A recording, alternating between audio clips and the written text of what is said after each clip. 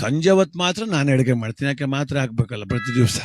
ಹಾಕಿಲ್ಲು ಒಂದು 5-6 ದಿವಸ ಆಯ್ತು. ಅತ್ತೆಗೆ ಅನ್ನಿಸ್ಬಿಡ್ತು, ಅತ್ತೆಗೆ ಎಂತ ಮುತ್ತನಂತ ಸೊಸೆ ನನ್ನ ಮಗ ಪಡ್ಕೊಂಡ್ ಬಂದವನೇ, ಇಂಥ ಹೆಣ್ಮಗಳಿಗೆ ನಾ ಬೈಬೋದಾ, ಇಂಥ ಹೆಣ್ಮಕ್ಳನ್ನ ನಾ ಹೊಡಿಬೋದಾ, ಅನ್ಯೂನ್ಯತೆ ಬಂದ್ಬಿಡ್ತು.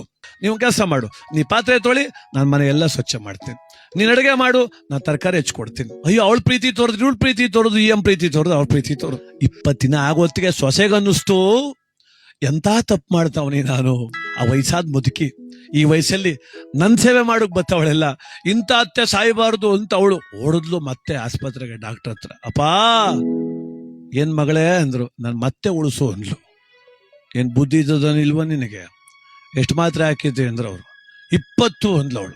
ಹೋಗು ಚಿತಿ ಕಾರ್ಡ್ ತಗೊಂಡ್ ಬರೋಗು, ಬತ್ತೀನಿ ಚಿತಿಗೆ ಅಂದ್ರ ಅವ್ರು.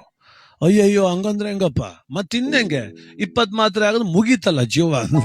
ಹಂಗಾಗಬಾರ್ದು, ನಮ್ಮ ಮತ್ತೆ ಉಳಿಬೇಕು, ಉಳಿಗ್ ಸಾಧ್ಯವೇ ಇಲ್ಲ ಅಂದ್ರ ಅವರು. ಕಾಲ್ ನೀನೆ ನನ್ನ